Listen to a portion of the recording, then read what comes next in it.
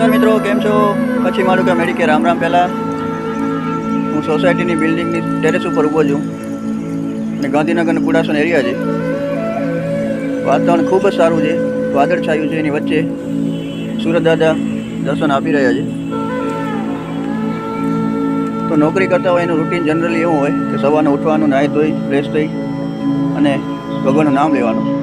ભગવાન નામ લેવા પછી છોકરાઓને તૈયાર કરવાના, બ્રેકફાસ્ટ કરીને પછી છોકરાઓને સ્કૂલો મૂકવા જવાના અને પછી પોતાને જોબ ઉપર જવાનું. બપોરના લંચ ટાઈમ પછી પાછું જોબ ઉપર જવાનું અને સાંજના 6, 6:30, 7 વાગે રિટર્ન ઘરે છોકરા જોડે ટાઈમ સ્પેન્ડ કરવાનો.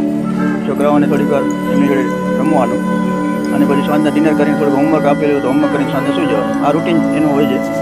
કોઈને જોડે આજે સમય બી નથી હોતો.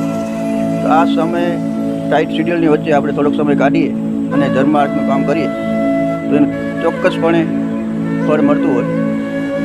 તો આજે દુનિયા આખી બહુ ફાસ્ટ થઈ ગઈ છે, એઆઈનો જમાનો છે. તો તમારો આના ઉપર શું વિચાર છે? આપણે કેમ કે મોટા ડોનેશન કરી શકીએ એવી સિચ્યુએશન ના હોય બધાની. જે થાય એ આપણે કરીએ, એનું ચોક્કસ ફળ મળતું હોય છે. તો તમારું શું કહેવું છે? કમેન્ટ કરીને મને જરૂર જણાવશો. આપણે જોડે મળીને કામ કરીશું. અને જો વિડીયો પસંદ આવતા હોય તો લાઇક, શેર અને સબસ્ક્રાઈબ કરો, જેથી હું આવી નવી અપડેટ આપતો રહીશ. ત્યાં સુધી સૌને મારા રામ રામ.